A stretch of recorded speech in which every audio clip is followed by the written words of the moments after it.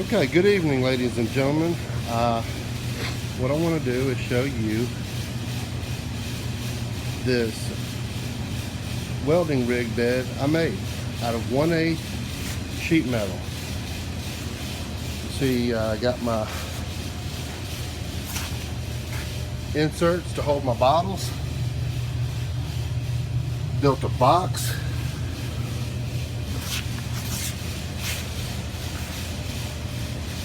put this trim around, cut it out for my wheels, cut out my boxes, built the boxes.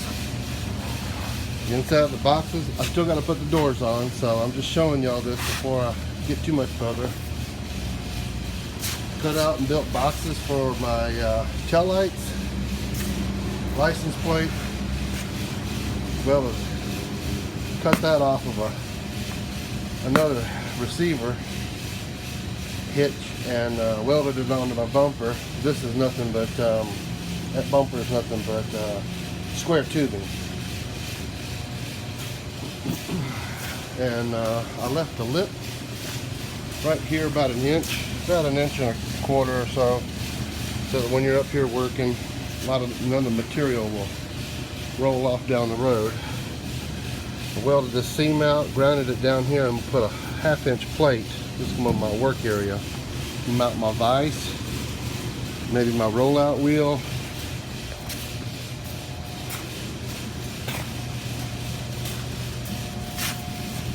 So, and this I just cut. I reran the gas line, the gas tank connector, and I cut it out, and then the bolts off, and then just use self tappers. Cut the hole for the return fuel line and the line itself, and I went ahead and just used self tappers and got a piece of 4-inch pipe, put it up there. Still got to clean this thing up before we paint it, but we're a little bit further down the road. We're going to paint it once I get the doors on. And it's where I hold my bottles. Ooh. I got this sucker in here. Hold on just a second.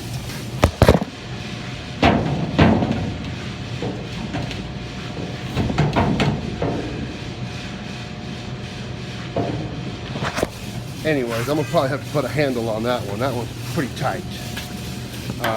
I put these eyes on here all the way around so I can lift it with the forklift. Lift it off. Then we're gonna paint it,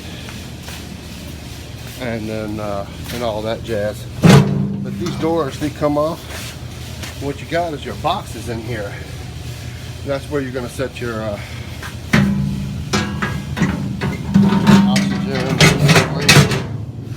And they just slip down. There's a couple little keepers like bolts and holes in the box. So the bolts go down in there. The lighting's not very good, but I will show you what I did. It's kind of hard to see, but the first thing I did when I took the bed off, this is a plate.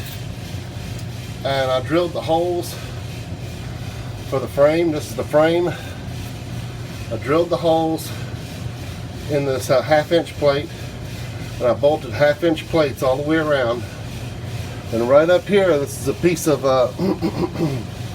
this right here is a piece of 4-inch channel iron.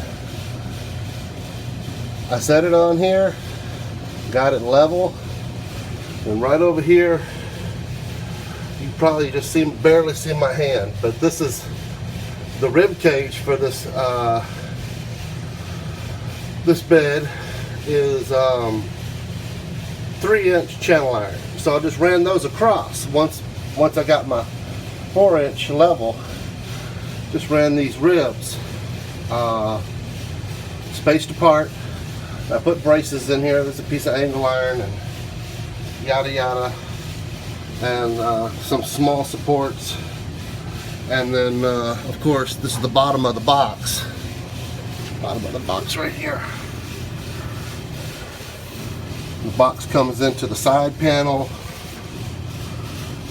right in here, and then it, of course, you want to weld it to one of these angle iron brackets up underneath there. But first thing you do is you get your plates and you mark your holes, and you want to bolt your plates on, guys. Let's see, bolt your. Let me go around to the other side. There's probably better lighting.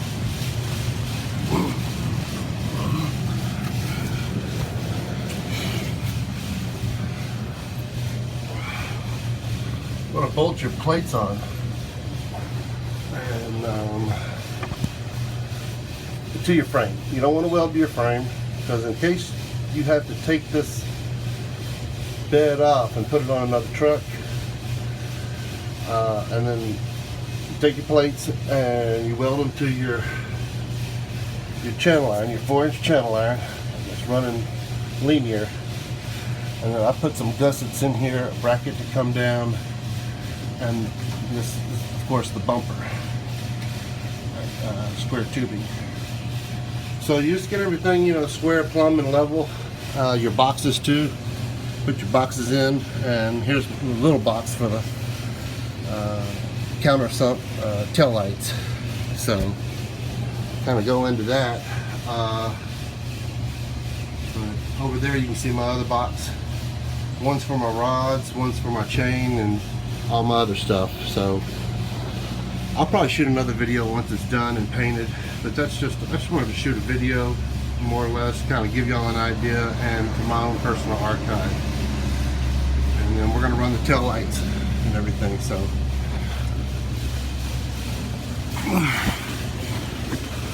I just stitch welded all back, laid it out, and then cut it with a plasma cutter and all that jazz. So, you know, I'm not real good with narrating YouTube videos, so, but that's about it. Just make sure that, you know, your 4-inch channel iron is level, and then get your plates, pre-drill your holes, bolt them, and then what I do is I disconnect the battery on the vehicle so I don't have to worry about burning up the computer or anything like that, and then I weld them out to the channel iron and bolt them to the frame. And then I put my 3-inch channel iron, more like the rib cage of this thing, you know, every so often, and then one in the back.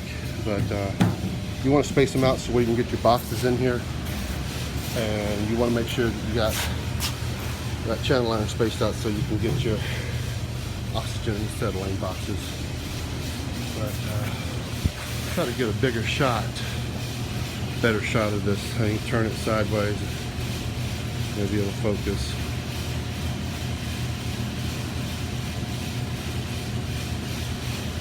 While my camera's not, for some reason on my side it's not focusing, but there it is, guys. And then I gotta later on do the headache rack. You know, I gotta do a square tubing headache rack and expanded metal, and then I'm gonna put a rack up here for all my hardware and everything. And I built some spools, but later I'm gonna show those roll-up spools from my welding leads. Guys, they're gonna look really nice.